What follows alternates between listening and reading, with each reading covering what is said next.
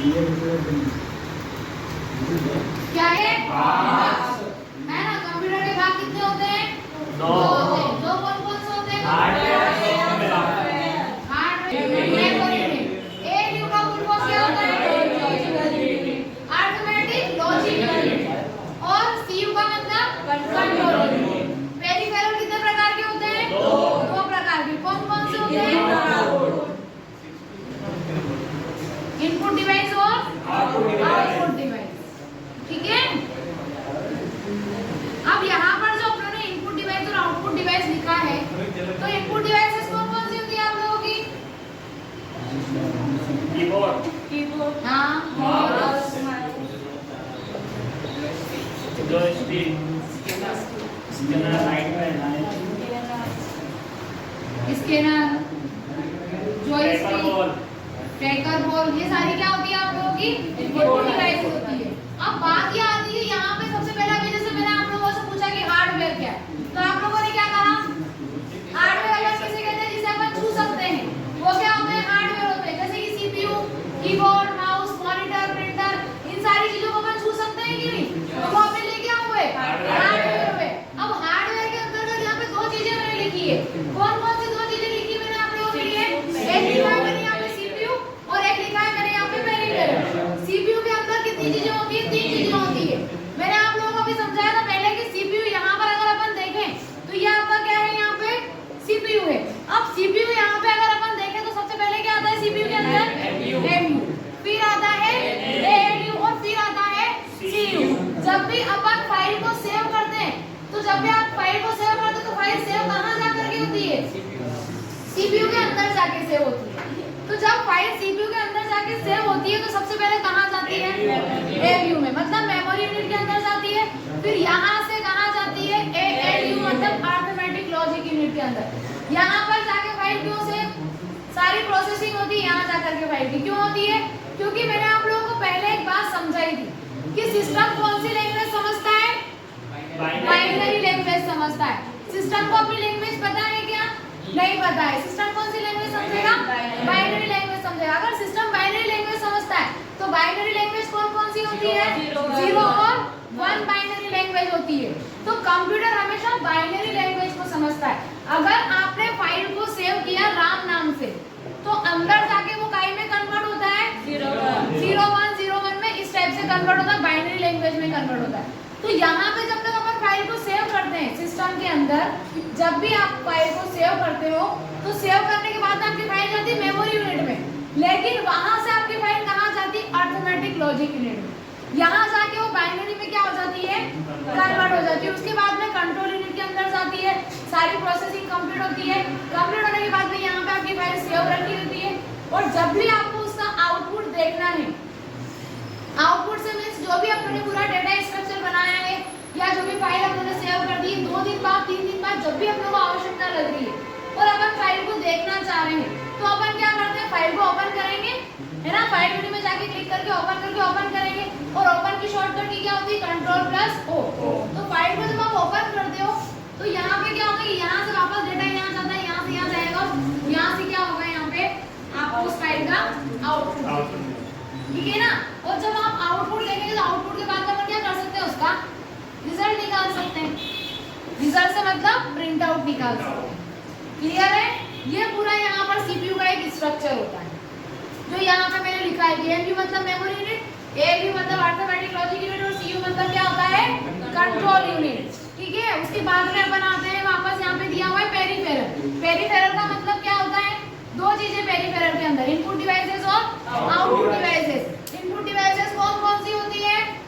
Keyboard, mouse और नहीं monitor नहीं, keyboard, mouse, scanner, MICR, joystick, OCR, light pen, OBR, है ना? Tracker board, touch screen, digital camera, web camera, ये सारी चीजें होती है। ये सारी चीजें क्या होती है? इनपुट डिवाइस होती है। तो क्या आप इन्हें छू सकते हो या नहीं? छू सकते हैं ना, क्योंकि ये सब क्या है? हार्डवेयर है जिन्हें अपन छू सकते हैं। तो वो किसके अंतर्गत आएगी? Input device. इनपुट डिवाइस किसके अंतर्गत आ रहा है? पेरिफेरल के अंतर्गत आ रहा है। फिर दिया हुआ है यहाँ पे आउटपुट डिवाइसेस। आउटपुट डिवाइसेस कौन कौन सी होती है बताइए जरा? प्रिंटर और प्रिंटर के अलावा मॉनिटर मॉनिटर, है ना, प्रिंटर, उसके बाद में प्रिंटर, स्पीकर और एक होता है प्लॉटर। ये सारी क्या है, आउटपुट डिवाइसेस है। मॉनिटर को आप छू सकते हो, है ना, प्रिंटर को भी अपन छू सकते हैं, स्पीकर को भी अपन छू सकते हैं और प्लॉटर को भी अपन छू सकते हैं। मॉनिटर एक आउटपुट डिवाइस कैसे हुई, क्योंकि उससे अपन क्या कर रहे हैं, डेटा आप लोगों को दिख रहा है, प्राप्त हो रहा है, स्क्रीन पर शो हो रहा है, इसलिए वो क्या हो जाएगी, आउटपुट डिवाइस हो जाएगी। प्रिंटर से अपन क्या कर रहे हैं, प्रिंट आउट वगैरह निकाल रहे हैं, तो वो भी अपने को एक रिजल्ट ही दे रहा है, आउटपुट ही दे रहा है, तो वो अपने लिए क्या हो जाएगी, आउटपुट डिवाइस। स्पीकर क्या हो रहा है, जिससे अपन गाने सुन पा रहे हैं, तो वो अपने लिए क्या है, आउटपुट डिवाइस है। प्लॉटर अपन बाद में समझेंगे, बाद में क्यों समझेंगे, जब अपन आउटपुट डिवाइसेस के बारे में समझेंगे ना, तब अपन प्लॉटर के बारे में समझेंगे। क्लियर है, प्लॉटर भी एक प्रिंटर जैसी ही मशीन होती है, वो अपन आगे समझेंगे। क्लियर है, तो ये सारी क्या है, आउटपुट डिवाइसेस। और आउटपुट डिवाइसेस किसके अंतर्गत आती है, हार्डवेयर के अंतर्गत। क्लियर हुआ कि पेरिफेरल किसे कहा जाता है। चलिए अब आते हैं अपन सॉफ्टवेयर की तरफ। सॉफ्टवेयर कितने प्रकार के हैं आप लोगों के, तीन भी कह सकते हैं, दो भी कह सकते हैं, अभी अपन यहाँ दो ही लेते हैं। दो कौन कौन से होते हैं, देखो, एक होता है सिस्टम सॉफ्टवेयर और एक होता है आप लोगों का एप्लीकेशन सॉफ्टवेयर। ठीक है, अब यहाँ पर सॉफ्टवेयर के अंतर्गत सिस्टम सॉफ्टवेयर और एप्लीकेशन सॉफ्टवेयर का मतलब क्या है, मैंने आप लोगों को एग्जाम्पल बताया था। एग्जाम्पल से मतलब अपन मार्केट से मोबाइल परचेज करके लेके आए और उसमें सिम डाली अपनों ने, तो सिम अपनों ने हाथ से डाली है, मतलब वो क्या है, अपने लिए हार्डवेयर। ठीक है ना, और परचेज करके लाने के बाद में मोबाइल को चालू कर लिया, सिम डाल ली, सब कुछ कर लिया, लेकिन आपको व्हाट्सएप चलाना है, फेसबुक चलाना है, इंस्टाग्राम चलाना है, जो भी चलाना है, तो वो सारे ऐप आप क्या कर रहे हो, डाउनलोड कर रहे हो, तो वो एक प्रकार की क्या है, सॉफ्टवेयर है। क्लियर है, तो यहाँ पे सिस्टम सॉफ्टवेयर और एप्लीकेशन सॉफ्टवेयर में क्या मिलेगा। सिस्टम सॉफ्टवेयर का मतलब ये होता है कि मार्केट से जब आप सिस्टम परचेज करके लेके आए, है ना, सिस्टम से मतलब सिस्टम में क्या क्या चीजें आती है, मॉनिटर, कीबोर्ड, माउस और सीपीयू, ये सब क्या कहलाता है, सिस्टम कहलाता है। ये सारी चीजें अपन क्या करके लेके आ गए, परचेज करके लेके आ गए, खरीद के लेके आ गए अपन। लेकिन क्या अगर अपन इन सब की केबल यहाँ पे जोड़ दें प्लग में, तो ये चल जाएगा, चालू तो हो जाएगा, लेकिन उसके अंदर कुछ दिखेगा क्या, कोई चीज आएगी क्या, नहीं। मार्केट से आप मोबाइल खरीद के लेके आ गए, लेकिन जब तक आपने उसके अंदर ये ईमेल आईडी नहीं बनाई, इस पे जाकर के, तो क्या प्ले स्टोर पे आप कुछ भी डाउनलोड कर पाते हो, नहीं कर सकते हैं ना, कि कर लेते हैं डाउनलोड, नहीं कर पाते हैं। तो वैसे ही क्या होता है कि मार्केट से जो अपन सिस्टम खरीद के ले आते हैं, परचेज करके ले आते हैं, लेकिन जब तक आप उसके अंदर ऑपरेटिंग सिस्टम इंस्टॉल नहीं करते हो, तब तक वो सिस्टम आपके किसी काम का नहीं। ठीक है ना, आप लोगों को क्या करना पड़ेगा, उसके लिए ऑपरेटिंग सिस्टम को इंस्टॉल करना पड़ेगा। और जैसे ही आप सिस्टम मार्केट से खरीद के लेके आए, आपने ऑपरेटिंग सिस्टम को इंस्टॉल किया, तो इंस्टॉल करने के बाद में आपका सिस्टम प्रॉपर तरीके से चालू हो जाता है। और ऑपरेटिंग सिस्टम के अंतर्गत अगर अपन बेसिक सॉफ्टवेयर अगर लेते हैं, तो बेसिक सॉफ्टवेयर कौन कौन से आते हैं, नोटपैड, वर्डपैड, पेन, कैलकुलेटर, ये सारे बेसिक सॉफ्टवेयर है जो किसके अंतर्गत आते हैं, ऑपरेटिंग सिस्टम के अंतर्गत आते हैं। तो आया समझ में कि जब मार्केट से अपन सिस्टम खरीद के लाए और ऑपरेटिंग सिस्टम इंस्टॉल किया, तो वो अपने लिए क्या कहलाएगा, सिस्टम सॉफ्टवेयर कहलाएगा। क्लियर है, उसके बाद में आते हैं अपन एप्लीकेशन सॉफ्टवेयर की तरफ। एप्लीकेशन सॉफ्टवेयर किसे कहा जाता है, बताओ। जो अपन डाउनलोड करते हैं, हाँ, जो अपन डाउनलोड करते हैं अपनी इच्छा से, मतलब कुछ भी डाउनलोड करके रख देंगे, ऐसा तो कुछ नहीं है ना। फिर एप्लीकेशन होता है ऐसे जैसे कि एप्लीकेशन लिखना नहीं। फिर देखिए, एप्लीकेशन सॉफ्टवेयर का मतलब ये होता है कि मार्केट से सिस्टम परचेज कर लिया, ऑपरेटिंग सिस्टम इंस्टॉल कर लिया, लेकिन उसको इंस्टॉल करने के बाद में करें क्या, मोबाइल परचेज करके लाए, सिम डाल ली, आईडी भी बना ली, ईमेल आईडी बना ली, सब कुछ कर लिया, लेकिन मोबाइल में जब तक व्हाट्सएप नहीं है, फेसबुक नहीं है, इंस्टाग्राम नहीं है, टेलीग्राम नहीं है, मैसेंजर नहीं है, तब तक वो मोबाइल आप लोगों के तो किसी काम का नहीं, हम लोगों के तो फिर भी भी चल जाएगा। आप लोगों को किसी काम का रहता है क्या? नहीं मैडम, हमको इंस्टाग्राम तो पहले चाहिए, चाहिए कि नहीं चाहिए?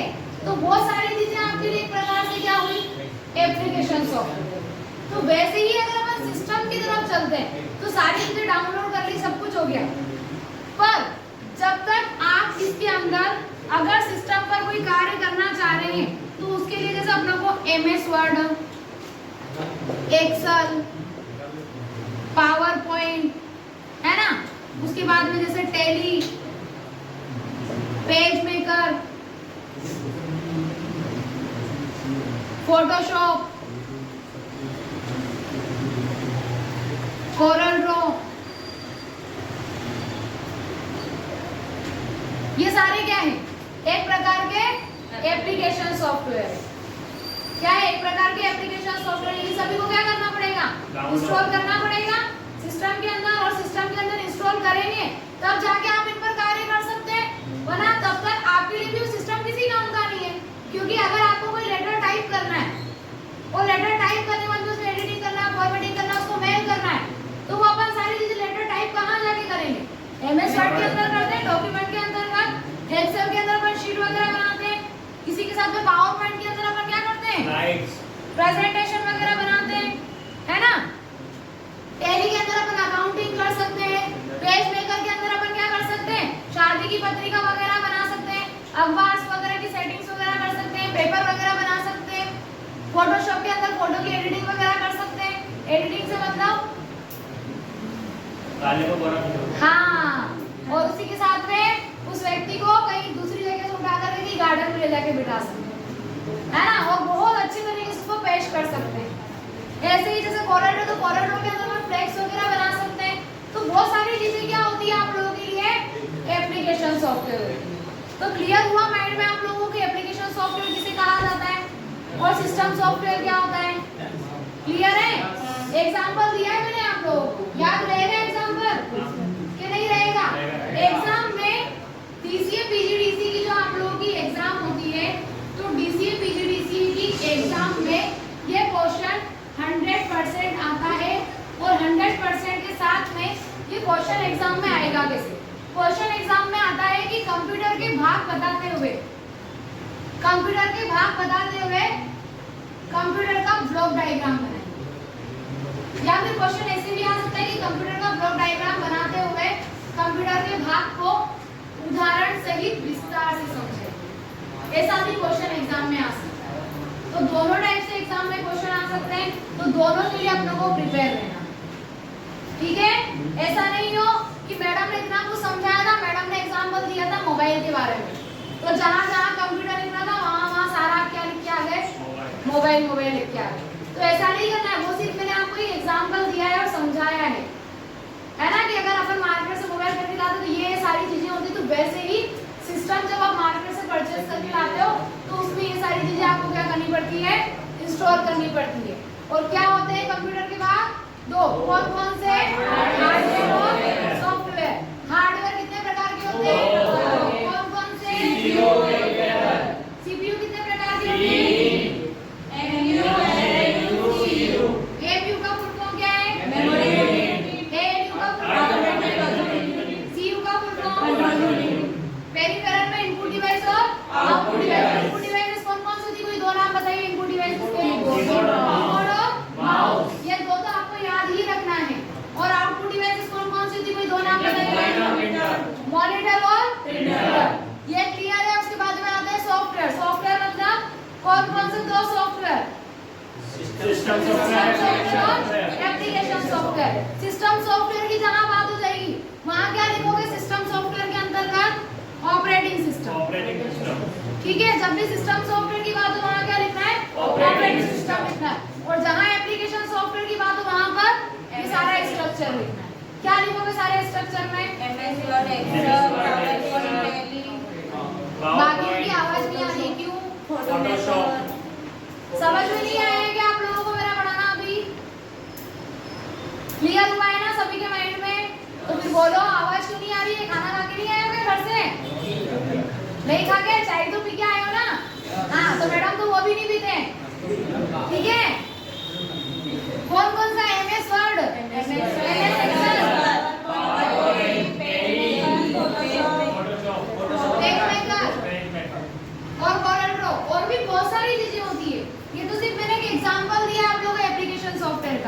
एप्लीकेशन सॉफ्टवेयर में और भी बहुत सारी चीजें होती है आपको क्लियर हुई है सारी चीजें। अच्छा यहाँ मैंने एमएस लिखा था, एमएस का फुल फॉर्म क्या होता है? माइक्रोसॉफ्ट। और माइक्रोसॉफ्ट ऑफिस किसने बनाया है? बिल गेट्स ने। कंप्यूटर के जनक कौन है? कंप्यूटर का आविष्कार कब हुआ? 1946। ओके। कंप्यूटर की जनरेशन कितनी होती है? 5।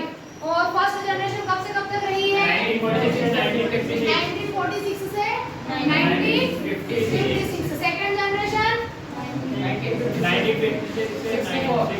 1956 टू 1964।